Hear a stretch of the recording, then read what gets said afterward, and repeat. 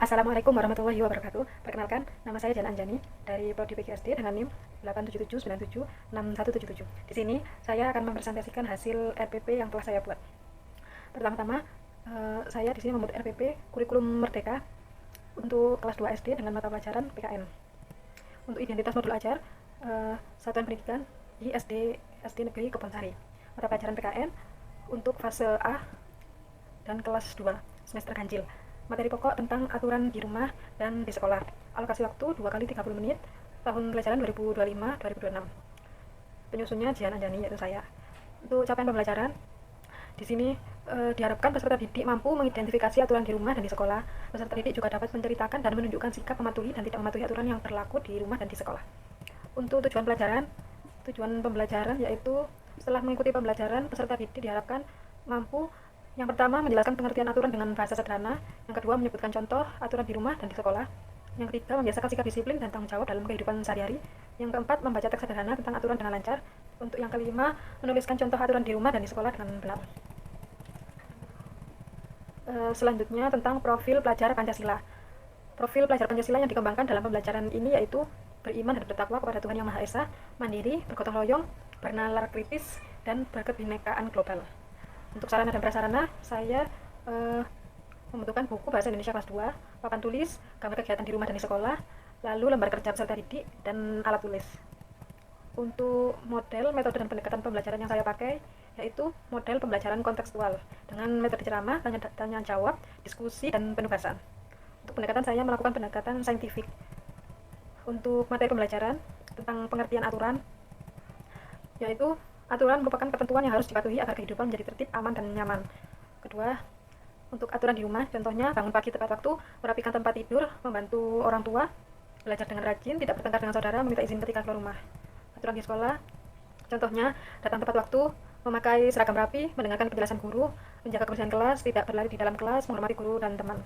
Untuk manfaat mematuhi aturan, yang pertama, hidup menjadi tertib, disukai orang lain, melatih disiplin, menciptakan lingkungan yang nyaman, dan menghindari masalah dan pertengkaran. Selanjutnya untuk kegiatan pembelajaran, yang pertama pendahuluan. Pertama-tama saya memberi salam dan mengajak peserta didik berdoa, lalu mengecek kehadiran peserta didik, melakukan apresiasi dengan bertanya siapa yang tadi pagi merapikan tempat tidur, apa yang harus dilakukan saat guru menjelaskan, lalu menyampaikan tujuan pembelajaran hari ini. Yang kelima, memberikan motivasi tentang pentingnya mematuhi aturan. Lalu masuk ke kegiatan inti, saya menunjukkan gambar kegiatan di rumah dan di sekolah, lalu peserta didik mengamati gambar yang saya tampilkan. Lalu saya mengajukan pertanyaan, mengapa kita harus mematuhi aturan, lalu apa akibat jika aturan tidak dipatuhi. Setelah itu, saya menjelaskan pengertian aturan, menjelaskan contoh aturan di rumah dan di sekolah, lalu peserta didik membaca teks sederhana tentang aturan. Untuk menalar, peserta didik menyebutkan aturan yang pernah dilakukan di rumah, dan peserta didik menyebutkan aturan yang ada di sekolah. Mengomunikasikan, peserta didik menuliskan contoh aturan di rumah dan di sekolah, lalu peserta didik menyampaikan jawaban di depan kelas. Untuk kegiatan penutup, yang pertama, guru bersama peserta didik membuat kesimpulan pembelajaran, guru memberikan penguatan tentang pentingnya disiplin, guru memberikan kesempatan bertanya, guru memberikan tugas rumah sederhana, lalu guru menutup pembelajaran dengan doa dan salam. Untuk penilaian pembelajaran, sikap, yang pertama, aspek nilai, disiplin, tanggung jawab, dan santun. Kriterianya, datang tepat waktu dan mengikuti aturan, mengerjakan tugas dengan baik, berbicara sopan pada guru dan teman. Untuk penilaian pengetahuan, bentuk penilaiannya tes tertulis dengan contoh soal apa yang dimaksud dengan aturan, lalu sebutkan 3 aturan di rumah, sebutkan 3 aturan di sekolah. Untuk penilaian keterampilan, ada menulis dan berbicara. Untuk menulis, itu menulis contoh aturan dengan benar. Untuk berbicara, itu menyampaikan pendapat dengan percaya diri. Untuk rangkuman materi, aturan, yang pertama, untuk rangkuman materi, yang pertama aturan adalah ketentuan yang harus dipatuhi. Kedua, aturan membuat hidup menjadi tertib dan nyaman. Aturan ada di rumah dan di sekolah. Contoh aturan di rumah adalah membantu orang tua dan belajar dengan rajin. Contoh aturan di sekolah adalah datang tepat waktu dan menjaga kebersihan.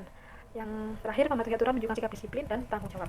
Untuk LKPD, ini saya membuat LKPD seperti ini, pilihan ganda, lalu ada esai, dan ada melengkapi tabel. Setelah itu, ini ada kunci jawaban LKPD untuk saya sendiri, kunci jawaban pilihan ganda, jawaban isian, dan jawaban tabel. Untuk remedial dan pengayaan, yang pertama, yang remedial, peserta didik yang belum mencapai tujuan pembelajaran diberikan bimbingan khusus agar mampu memahami pentingnya aturan di rumah dan di sekolah.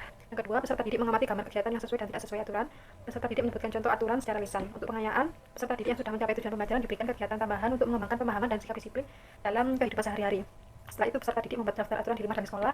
peserta didik menceritakan pengalaman mematuhi aturan. Peserta didik membuat poster sederhana tentang disiplin juga. Ini untuk nanti gambar yang nanti akan saya tampilkan di depan anak-anak yang akan saya tunjukkan contoh aturan di sekolah, dan ada juga contoh aturan di rumah. Untuk LKPD selain yang pilihan ganda, esai, dan tabel, ada juga yang berbentuk seperti ini. Jadi anak-anak tidak akan bosan karena gambarnya lebih bervariatif dan menyenangkan menurut saya. Terima kasih. Sekian presentasi dari saya, kurang lebihnya saya mohon maaf. Saya akhiri. Wassalamualaikum warahmatullahi wabarakatuh.